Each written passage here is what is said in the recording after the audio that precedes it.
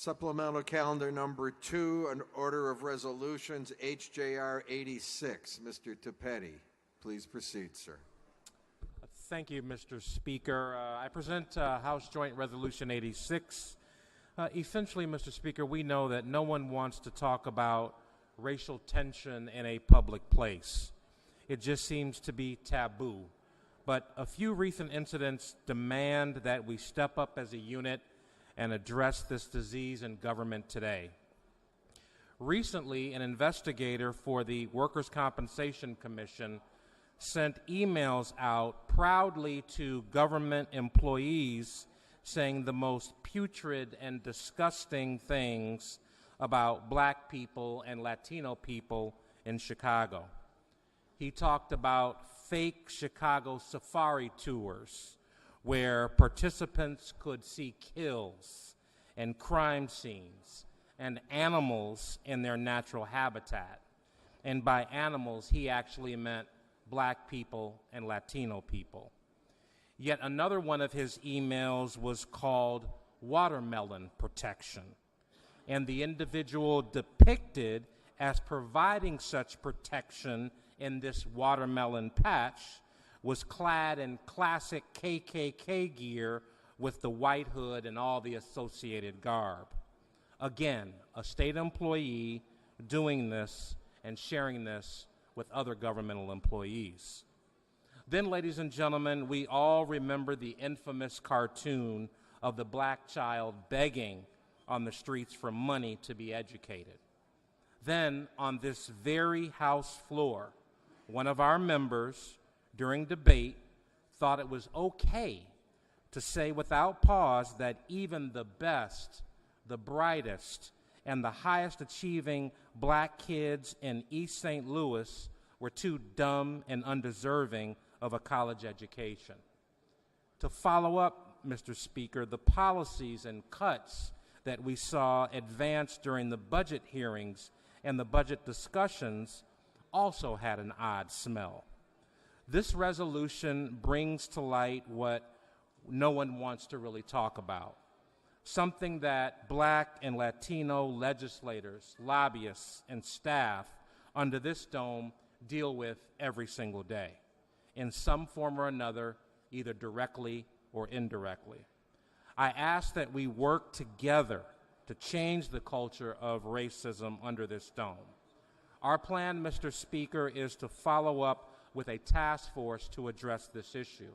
A task force is appropriate because there does not appear to be any available information that reviews the legal and social consequences of racism in government. I ask for an aye vote to keep the conversation going, and I'm available to answer any and all questions. Representative McDermott. Thank you, Mr. Speaker. I'd like to rise in support of this resolution when we've had so much discussion over the last couple weeks about sexual harassment. My first reaction to all that was, when are we going to address the other issues that so strongly affect us here in this House and here in our state capitol, and that is racism and bullying. We have a lot of aggression here in the seat of power in Illinois that we need to address. I'm really glad that a member of this General Assembly brought this resolution, and I think it's fabulous, and we all need to go to work to deal with racism here in Springfield and in our state. Thank you, Representative, for this resolution. Mr. Harris.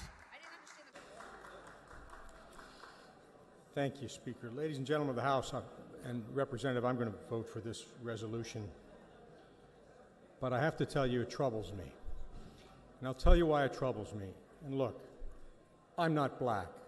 I've never lived in a segregated neighborhood. I don't know what it's like. So maybe it's not right for me to stand up here and talk about this. But what troubles me about the resolution is the harshness of your words. The harshness of your words that to change the culture of racism that befouls state government. There are 50,000+ people that work for the state of Illinois. And you know what? There are bigots among them. There are racists among them. There are people that we would not associate and engage in the types of actions that you outline.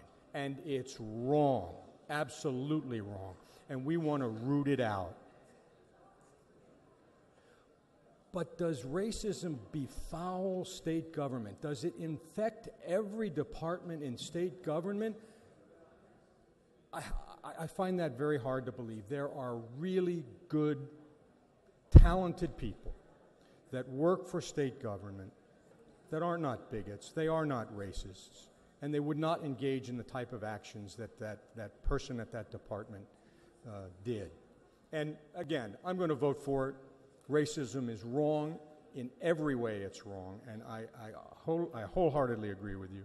And I've not felt and not been subject to the type of bigotry that you most likely have because of the color of your skin. And I understand that as much as I can understand it. But I'm uncomfortable. I'm uncomfortable criticizing and accusing everybody in state government, that it befouls state government. It's wrong, but the government is better, I think, than what this resolution may imply. Again, I'll vote for it. I respect you. I understand where you're coming from. I just hope that you can realize that indeed there are good people in this government that would not engage in the type of conduct that you outlined. Thank you. Representative Flowers. Thank you, Mr. Speaker. I want to rise in support of the gentleman's resolution, and I just want to say that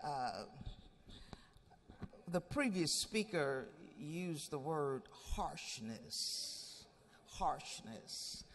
and I don't know if you really understand, but in regards to harshness, you know, I make no apologies if anybody was offended or if anyone is offended in regards to the gentleman's language, because harshness, the harshness of slavery, the harshness of being disrespected, the harshness of being raped and robbed of your dignity, the harshness of free labor, the harshness of being lied on, being called the welfare queen when we know who really was the welfare queen, the harshness of being in the United States of America and having two sets of rules, one for you and one for me, the harshness of implied biases that will cause your son and daughter not to be incarcerated, but cause mine to be incarcerated. Harshness, the harshness of slavery, the harshness of our community that we have never, will never be able to recapture. All the things that we've lost in the past, the harshness of closing 50 schools and the harshness of imprisoning innocent people and never to say that I'm sorry, that's harshness. The harshness of purposely miseducating a group of young people, and they will never know why they're living in the conditions that they're living in. That's harshness. But the people of the state of Illinois have a responsibility to be fair and equal to everybody. The Constitution states that. Despite the fact the Constitution started off with us being 3/5 or 3/4 of a person, I forget which one it is, but then we had to amend it, 3/5, thank you, Representative. We had to amend it. So in order for me to be looked upon as a whole person, I had to be amended into the Constitution. One of the great generals in Washington, D.C. was talking about the reason why there was a civil war because we did not compromise. If there had been just more compromise, we wouldn't have had to go to war. Excuse me? How long did you want us to be raped? How long did you want us to be robbed of our dignity? How long did you want to sell our families and disrespect us? How long do this go on? I say enough. Enough is enough. And I would urge passage of the gentleman's resolution. Thank you. Representative Ammons. Thank you, Mr. Speaker. to the resolution. First of all, thank you, Representative Thapedi, for bringing forward this resolution, and I appreciate the previous speaker enunciation of asking the questions that are relevant to this resolution's intent. But I would like to just give expression to a couple of areas whereas this idea of racial discrimination in government becomes crystal and clear. And I point our attention immediately to laws that were passed, in particular, that have been identified to be racially motivated around drug possession and drug charges that impacted the black community in a way that has not been addressed adequately by this body, but it has had a discriminatory impact and certainly a racialized focus on prosecutions of African Americans for possession of drugs in this state and in this country. It is an example of racialized policies that are voted on by elected officials. I also point your attention to, we don't have to go that far back, to look at housing discrimination in its policy form that has a racialized implication and discriminatory segregated actions that result in the production of ghettos and the lack of resources in certain communities that have policy implications that have come out of governmental bodies. So sometimes it is difficult for people to identify themselves what it means when you say racial discrimination, because none of us want to be identified with such terrible terms as was illustrated by one of our colleagues here today. But we have to step back and look at the racialized implementation of laws and regulations that do have a negative impact on certain communities, and we can prove their results. So I think that this House Joint Resolution speaks to a long-standing institutional problem that if we had the time and attention that my colleague has suggested that a task force is needed for, that we can with ease identify by research methods the housing discrimination that has come out of policy implications, the racialized discrimination in employment and in contracting. These things are easily identified, but the result needs to be that when we vote on bills and pass legislation, we have to do that with a lens that includes this House Joint Resolution and the possible implications of discriminatory outcomes. And even though discrimination is against the law as it currently exists, racial discrimination exists in all of the institutions that I have named and even some that I have not. And so I appreciate Representative Thapedi for taking the initiating step to put this in the House Joint Resolution.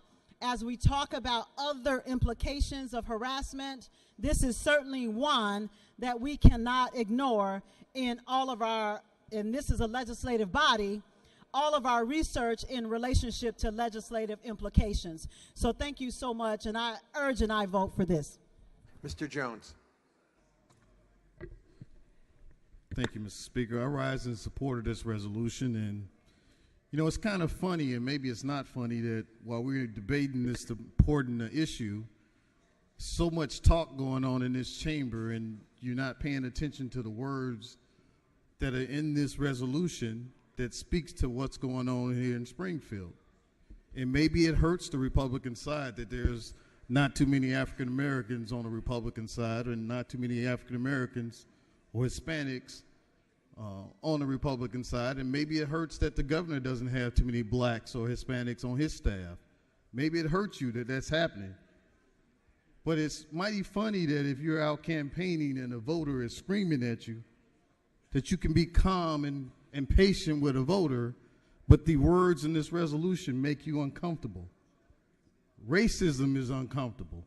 So if you're uncomfortable by the words in this resolution, maybe you should look at yourself and look at how the representative has presented to you point by point of a member of this House said words that are demeaning to black people and black kids.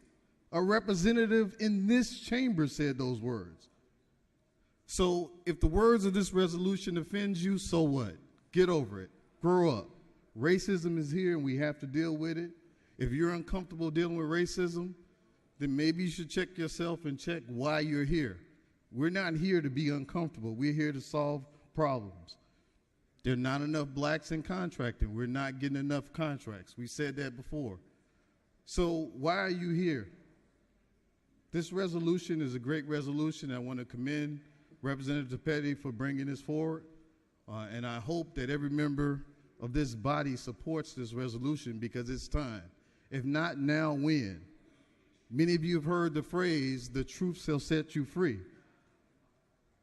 If you're afraid of the truth that's in this resolution, I would like to see how many of you vote no against it. I urge you to yes vote on this resolution. Thank you, Mr. Speaker. Mr. Thapedi to close.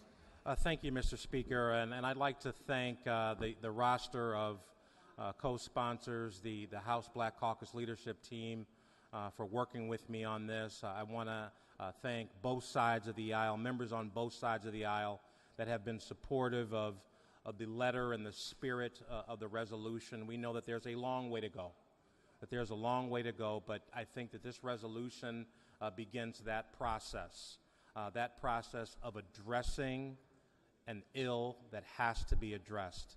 I also want to thank the folks at the NAACP for working with me on this as well, and I urge and I vote. Those in favor of the gentleman's resolution will vote yes, opposed no. The voting is open. Have all voted who wish. Have all voted who wish. Have all voted who wish. Mr. Clerk, please take the record on this question. There are 117 voting yes, none voting no, and the resolution is adopted. Mr. Brady, for what purpose do you rise, sir? Thank you, Mr. Speaker. Point of personal privilege. On the previous bill, Senate Bill 770, I would like the record to reflect that I intended to vote no. I had a switch malfunction here. Thank you, sir. Thank you.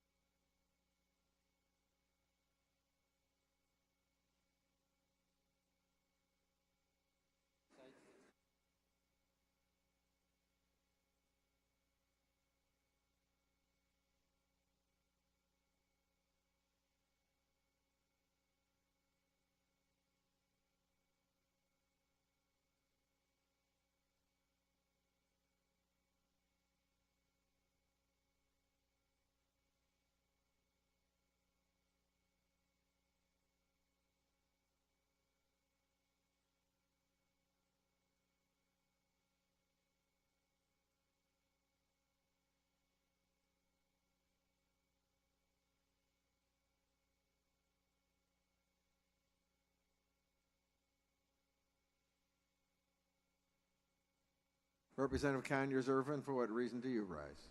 Thank you, Mr. Speaker. Point of personal privilege. Proceed, please.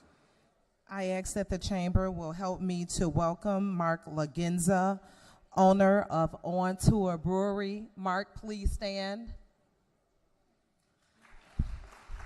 Thank you. I would like to congratulate Mark for winning 4 national honors at the 2017 Great American Beer Festival. Mark Lagenza is let's clap, I apologize. Mark is a third-generation Chicagoan and located the brewery near where his grandparents lived in West Town of Chicago. And Mark, some representatives asked if you brought some product with you. Welcome to the House Chamber. Thank you for joining us. Senate Bill's second reading, Senate Bill 402, Speaker Madigan. Mr. Clerk, please read the bill. Senate Bill 402, a bill for an act concerning government. The bill was read for a second time previously. Amendment number 1 was adopted in committee. Floor amendment number 2 is offered by